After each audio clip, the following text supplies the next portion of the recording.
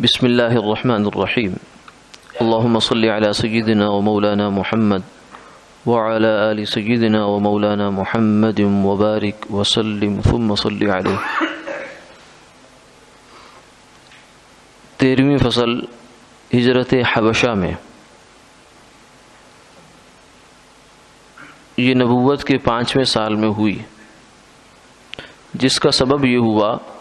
کہ کفار مسلمانوں کو بہت تکلیف دیتے تھے۔ اس وقت آپ صلی اللہ علیہ وسلم کی اجازت سے چند مسلمانوں نے حبشہ کی طرف ہجرت کی۔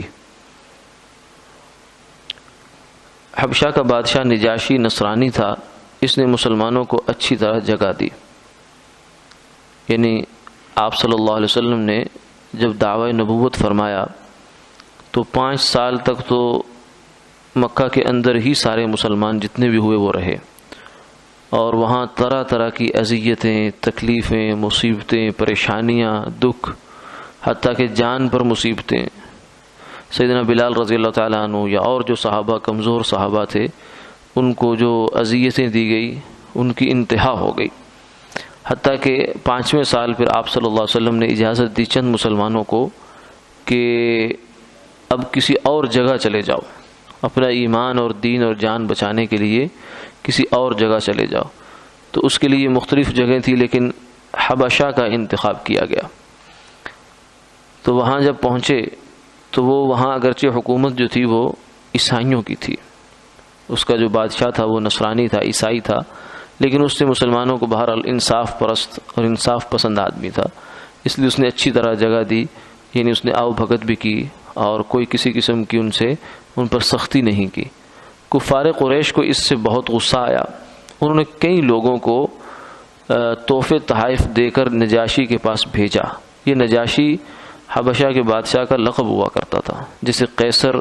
روم کے بادشاہ کا لقب تھا، کسریٰ ایران اور فارس کے بادشاہ کا لقب ہوتا تھا، اور مصر کے جو بادشاہ تھے ان کے لقب فرعون ہوا کرتا تھا۔ تو یہ نجاشی بھی وہاں کا جو ہے اس کا بادشاہ کا لقب تھا، لیکن عام چونکہ وہ ایک ہی بادشاہ سے واسطہ پڑا مسلمانوں کا، تو اس لیے وہ اسی کا نام لقب ہی بطور نام کے ہمارے ہاں مشہور ہو گیا۔ تو قریش نے بہت سے لوگوں کو تحفے ہدیے دے کر نجاشی کے پاس بھیجا کہ مسلمانوں کو اپنے پاس جگہ نہ دے، یعنی اس حد تک وہ لوگ مسلمانوں کی دشمنی پہ اتر آئے۔ ایک یہ تھا کہ چلو مکہ مکرمہ چھوڑ دیا انہوں نے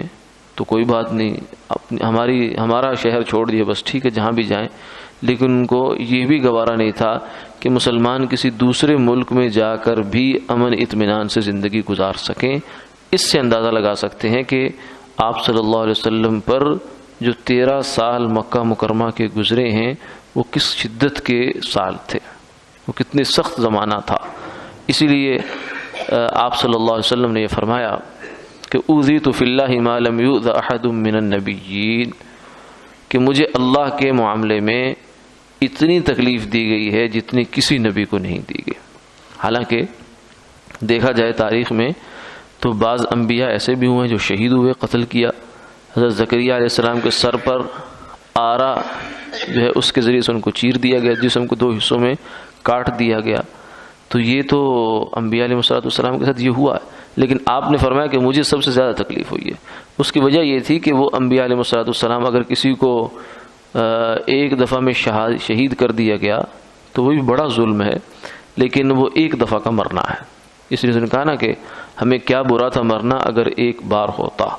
اگر ایک دفعہ میں انسان مر جائے تو وہ تو آسان ہوتا ہے، یہ جو بار بار کا مرنا ہوتا ہے، صبح و شام کا مرنا ہے، کبھی بیٹیوں کو طلاقیں ہو رہی ہیں، کبھی سر پہ کوڑا پھینکا جا رہا ہے، کبھی اوجڑی رکھی جا رہی ہے، کبھی گالیاں دی جا رہی ہیں، کبھی چہرے پہ تھوکا جا رہا ہے،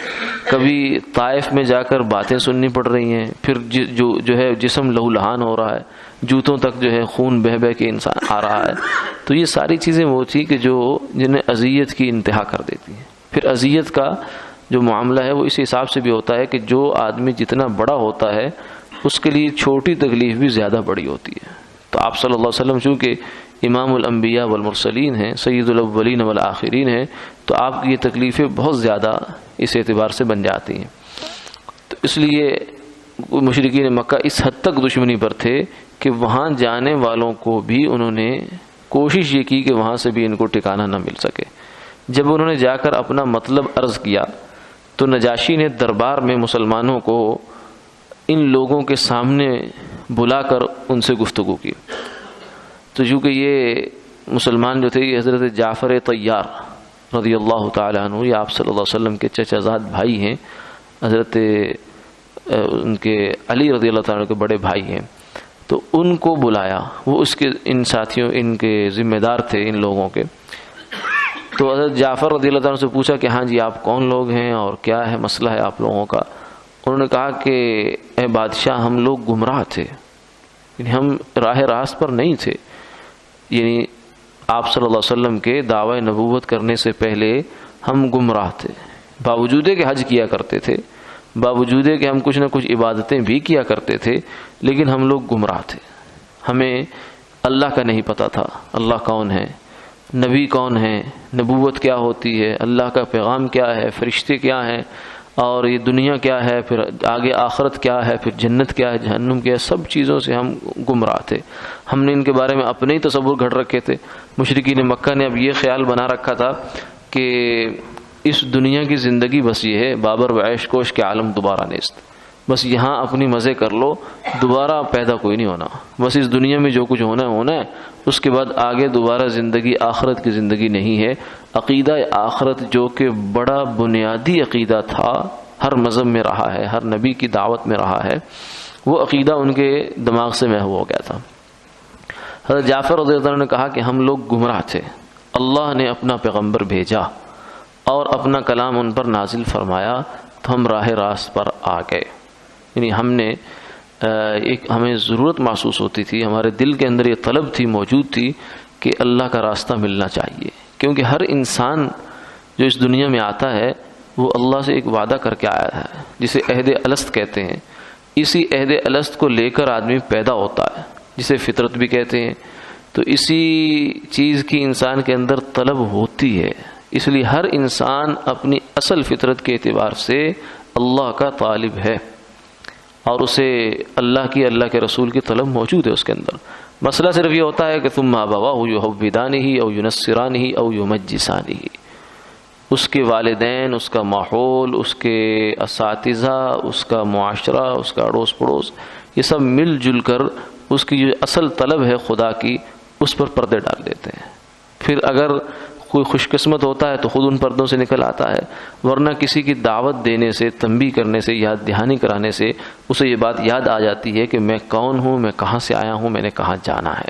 اور اس دنیا میں میری زندگی کیا ہے، میں کیا کرنے یہاں آیا ہوں اور کیا کر کے جا رہا ہوں، یہ ساری چیزیں پھر وہ سوچنے پر مجبور ہو جاتا ہے۔ تو اس لیے فرمایا کہ اللہ تعالیٰ نے اپنا پیغمبر بھیجا اور اپنا کلام ان پر نازل فرمایا تو ہم راہ راست پر آ گئے۔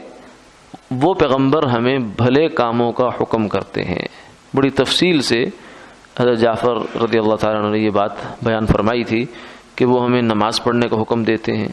وہ ہمیں زکوٰۃ کا حکم دیتے ہیں، وہ ہمیں حج کا حکم دیتے ہیں، وہ ہمیں برائیوں سے، بے حیائیوں سے روکتے ہیں، ہمیں ایک دوسرے پر ظلم کرنے سے روکتے ہیں۔ اس سے پہلے ہم ایک دوسرے پر ظلم کرتے تھے، جو ہے وہ آدمی مضبوط ہوتا تھا بس اسی کا انصاف ہوتا تھا، جس کی لاٹھی اس کی بھینس، یہ والا ہمارے یہاں نظام تھا۔ تو لیکن انہوں نے آ کر ہمیں انصاف کی تلقین فرمائی اور اللہ کے ہاں جوابداری کا ہمارے اندر احساس پیدا کیا۔ برے کاموں سے منع کرتے ہیں۔ نجاشی نے کہا جو کلام ان پر اترا ہے اس میں سے کچھ پڑھو، کیونکہ قرآن پاک ساتھ تھا، تو انہوں نے مطلب قرآن پاک جو ان کے حافظوں میں موجود ہے اس سے پھر انہوں نے سورہ مریم کی تلاوت فرمائی۔ چونکہ نجاشی جو تھا وہ عیسائی بادشاہ تھا، تو حضرت عیسیٰ علیہ السلام کے بارے میں خاص طور سے مشرکین مکہ نے یہ پروپیگنڈا کیا تھا کہ یہ جو مسلمان تمہارے ہاں آئے ہیں نا، تم تو چونکہ عیسائی ہو، تو یہ جو مسلمان آئے ہیں یہ عیسیٰ علیہ السلام کے بارے میں، حضرت مریم کے بارے میں کوئی اچھی رائے نہیں رکھتے، اس لیے تم ان کو یہاں سے نکالو۔ کوشش یہ تھی، لیکن جب اس نے کہا نہیں ہاں آپ ان کے بارے میں، عیسیٰ اور مریم کے بارے میں کیا رکھتے ہیں خیال، تو انہوں نے سورہ مریم کی تلاوت فرما دی، کاف ہا یا عین صاد ذکر رحمت ربک عبدہ زکریا، اور اس میں پورا واقعہ جو عیسیٰ علیہ السلام کا جو پس منظر ہے پیدائش کا، اور پورا واقعہ اور پھر ان کی تفسیر، ان کی زبانی، یہ ساری بیان کر دی۔ جب حضرت جعفر رضی اللہ تعالیٰ نے سورہ مریم ختم کی تو اس تلاوت کے دوران نجاشی کے آنسو بہہ رہے تھے،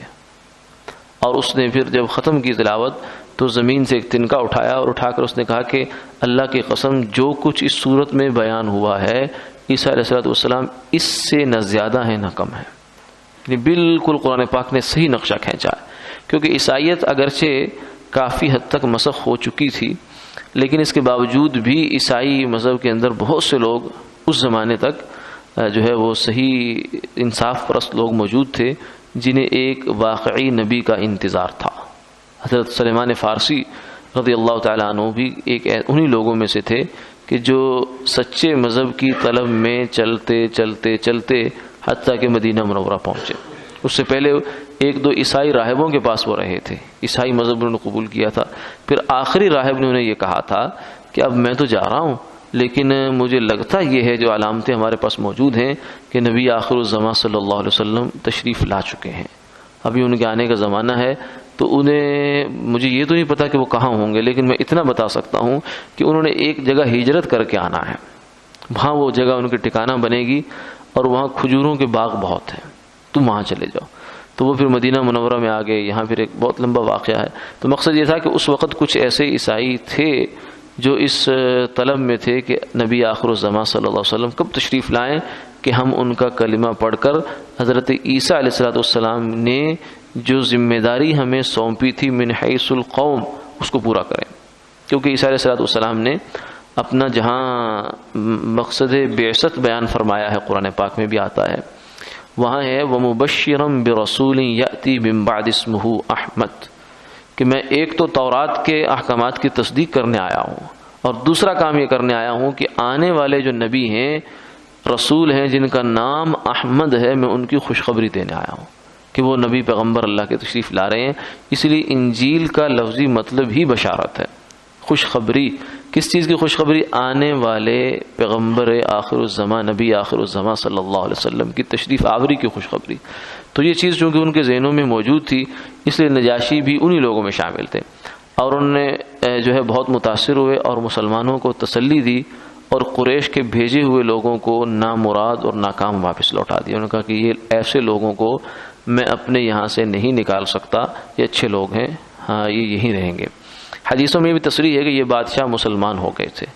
اور زاد المعاد میں ہے کہ پھر جب آپ نے مدینہ منورہ کو ہجرت فرمانے کی خبر ان لوگوں کو پہنچی تو 33 آدمی حبشہ سے لوٹ آئے. 7 تو مکہ میں روک لیے گئے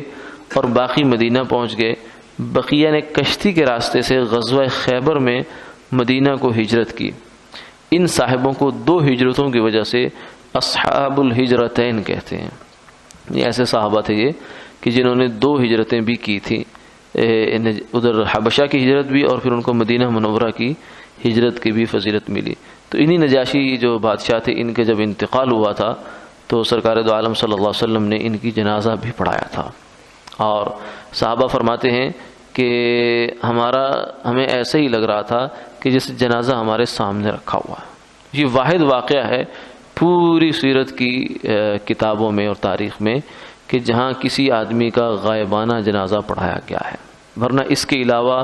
بیر معونہ میں 70 شہداء ہوئے، 70 لوگ شہید ہوئے. آپ صلی اللہ علیہ وسلم نے ان کے لیے قنوت نازلہ تو پڑھی ہے، دعا بھی فرمائی ہے، لیکن جنازہ نہیں ادا فرمایا.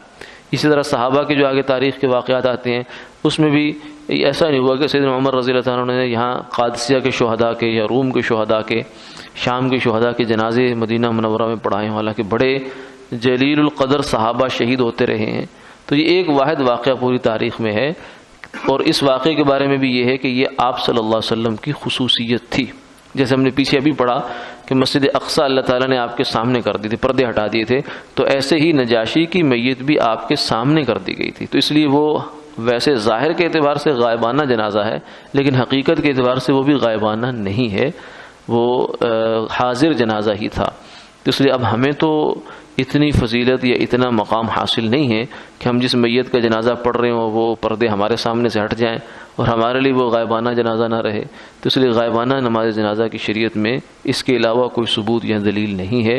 جنازہ حاضر کا ہونا چاہیے، اور جو غائب اس کے لیے دعا ہے. جیسے آپ صلی اللہ علیہ وسلم نے بیر معونہ کے شہداء کے لیے اور شہداء کے لیے آپ نے دعا غائبانہ فرمائی ہے، تو ہم بھی غائبانہ دعا ہی کریں گے۔ وآخر دعوانا الحمدللہ رب العالمین۔